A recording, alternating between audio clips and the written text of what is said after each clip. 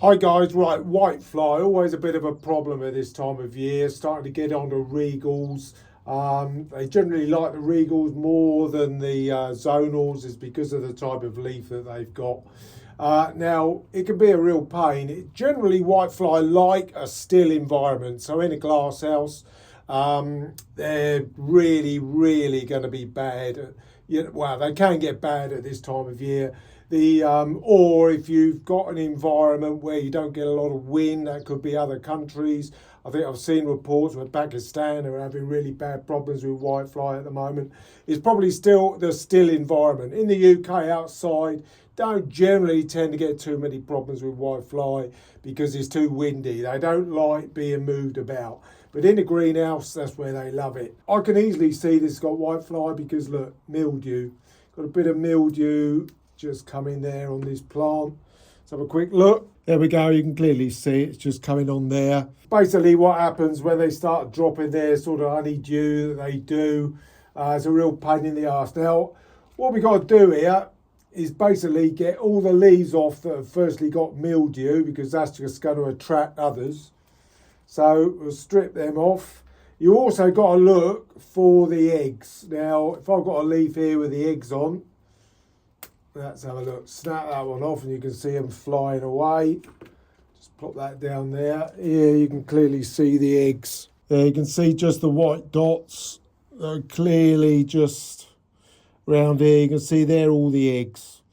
Loads and loads of eggs. It's not too bad. I mean, the infestation isn't too bad on this plant. But you need to get all the leaves off that have got those eggs on. So let's just do that. We'll strip them off.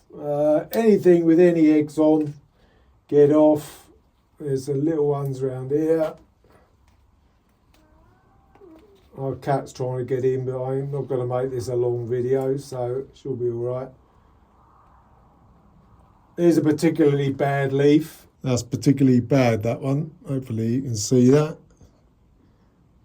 Pain in the neck. We'll chuck that one. I mean, if you're stripping off loads of leaves so that you're not going to be left with too many, make sure you do this when the plant is on the dry side, so that you're not going to get a lot of sort of bleeding sort of leaf bases. Oh, it's got a couple on. It's mostly going to be the older leaves. In this case, you can see them flying off. They just sort of appear from nowhere in many ways. I didn't have any at all a little while back. After this point, you just got to decide whether you or some other likes to use insecticide or not. I'm afraid I'm still a bit old school, so I still use insecticide, I'm afraid. So once we've got as many of these sort of egg-providing leaves, which are just going to hatch new whitefly, once we got rid of all of those leaves, as I say, your plant won't come to any harm if you're stripping all these off and the plant is dryish. So don't worry about that, particularly this time of year when plants are really beginning to grow. Shouldn't be a problem. I think that's the bulk of them. I mean, it's only a small plant, this one anyway, but you'd repeat the same if you had a much bigger plant with the same problem. Just strip all the leaves off with the whitefly and the eggs on. Strip it down.